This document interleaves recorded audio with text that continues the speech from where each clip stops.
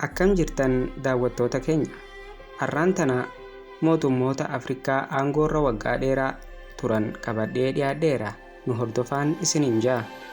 Maqaan isaanii Paul Kagame jedhama. Biyya Rwaandaa aangoorra waggaa 24 turanii jiru. Duguuggaa sanyii bara 1994 booda waraanni isaanii Rwandaan Patriotic Front jedhamu aangoo qabatee as biyyattii bulchaa jira. Waxabajjii bara 1994tti pirezidaantii itti aanaa fi ministeera ittisaa ta'uun waadaa galan. Garuu kun Rwaandaatti aangoo isa olaanaa ta'uutu amanama.